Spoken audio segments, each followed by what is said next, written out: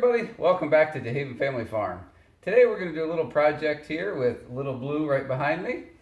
I bought some wheel spacers to put on it for the front end. I'd like the front to be a little bit wider, and we'll discuss that in just a few minutes as to why. But before we get into that, I just want to offer, I guess, some caution to those of you who may want to try something like this. Obviously, you're doing it at your own risk.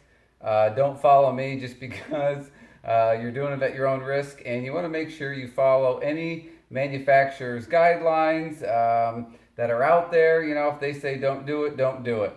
So again, just do a little research, make sure you're not voiding warranties, going to break axles, things like that. So now that we got that little bit of legal stuff out of the way, let's talk a little bit about why we're doing this to this tractor. So as you can see, the rear tire sticks out a lot further than the front tire. The reason for that is I set the rear tires wider than they were originally, I guess, from factory, you could say. I had to flip the dish over, and they could actually still go out about 3 more inches wider on each side, but I don't want to do that. So again, you can see how narrow the front is here. So one of the main reasons for this tractor was to be able to plant vegetables, strawberries, pumpkins, things like that with our plastic system. So we have a raised bed layer that makes a raised bed, lays plastic down, and then you plant your plugs in it. So this tractor is going to run the planter, and it could run the plastic layer as well. But the spacing of that plastic, once it's laid on the ground, I'll see if I can show you the 2 front wheels here. We got the loader on here. I only have just, maybe 2 inches, 1.5 inches on each side where the plastic rides underneath the tractor like that.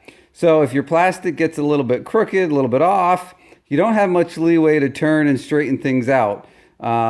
So I'd like to have it a little bit wider for that purpose, as well as stability on hills and things like that. Now, this is an older tractor. There's no warranty on it anymore, so I don't have to worry about that. Let's talk a little bit about the equipment parts that I'm going to be using here. So these spacers I got off eBay, and they are actually a skid steer spacer, so they're heavy duty. And that's what we're going to be putting on here. These were actually designed, I think, for older model skid steers. They're just a 6-lug, which is what this tire is here. This is a 10/16.5, which is what is on your smaller size skid steers. So that kind of worked out that I was able to find these spacers. Now, I did do 1 test fit already with these and found out that the lug nuts that are on there, the head of them does fit down in this hole, but there's not enough room to put a socket around it to tighten it up. So what I had to do was find a solution to that. So I found these. These are grade 8. They are a lug bolt. You can see that they have, that's a 60-degree angle on them. You can't use just any bolt. And that will fit down inside here and attach this spacer to our hub over there.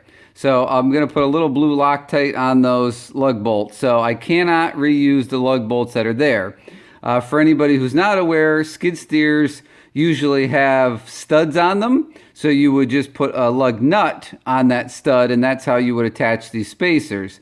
Since these compact tractors, at least this one, does not have a stud, it has a bolt, I had to find a solution. So there's a solution. We'll hope that that's long enough. You're going to find out with me as I go. And we have a few other things we'll talk about as we go, but let's get this tractor jacked up in the air. We'll get the tire off, and we'll start test fitting with our new bolts here.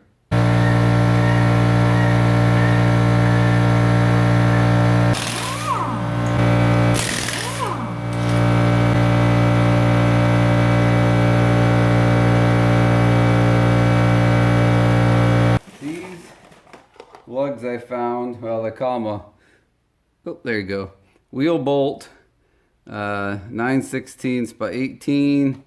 They're from Dorman Manufacturing, and you can only buy a box of 10 at a time. Of course, I needed 12, so I had to buy 2 boxes. So I do plan on putting just a little bit of blue Loctite on these, but I want to do a test fit first and see how they're going to work out. So we'll get this fit on here, get our hole lined up, and see what we can do here. Okay, so even though these bolts, lug bolts here, are actually the same diameter and everything, they have a 3/4 inch head, which is what comes with the lug nut on the spacer. The factory ones, again, same thing, same size, but this has a 7/8 head on it, and that's why you can't fit a socket down in there. So I am just going to use a standard, a standard socket here just to snug them up, and then I'll use an impact socket after. But the only impact sockets I have are deep well, and it's kind of hard to start a short bolt with a deep well socket. So let's see if we can get these all to fit here. Yep, they're going to be flush with the back side there. We just have to be careful as we tighten them down to just be kind of gentle. I might actually snug them by hand just a little bit and then use the impact on them. But here, we'll show you. There's the lugs all down in the hole. And then on the back side here, I don't know if you're going to be able to see or not. Just about. You can see how that lug is flush with the hub, and that's what we're looking for. Obviously, if it stuck out a little bit, that would be fine too, but we don't want it to be recessed back in there and only have like half a bite. So let me take these out, put some Loctite on them, and snug them back up. You need to make sure that your angle here matches whatever is machined on the inside of your spacer. If your angle is, I mean, it can be a tiny bit off, but if it's too far off, then it's never going to sit right, it won't lock right, and you'll have all kinds of trouble all the time. So, and it won't be safe. You may snap a bolt off, you may snap a hub.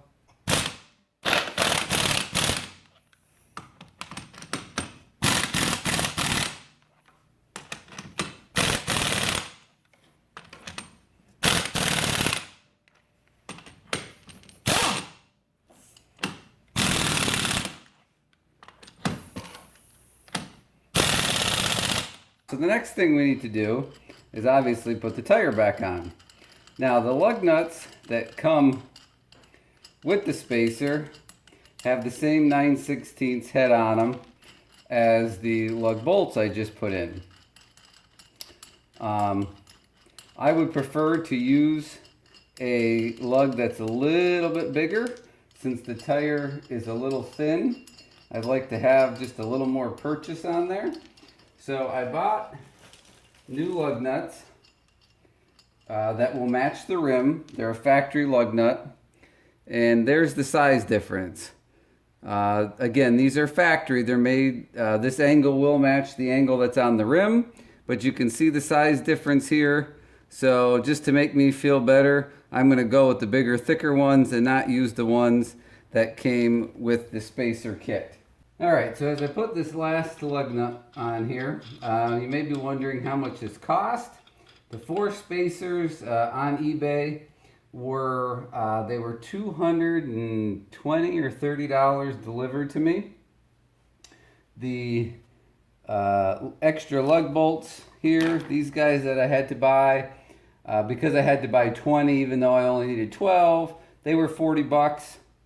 And these lug nuts here, I'm not sure how much they were.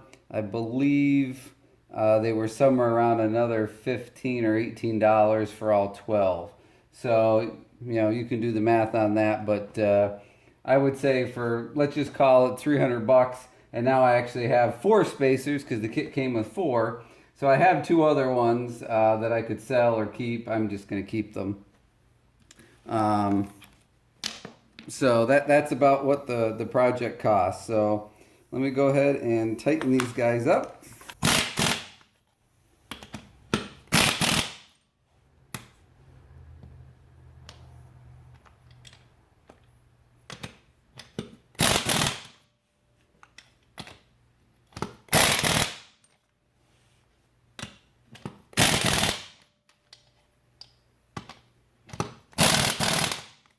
All right, little torque wrench action here.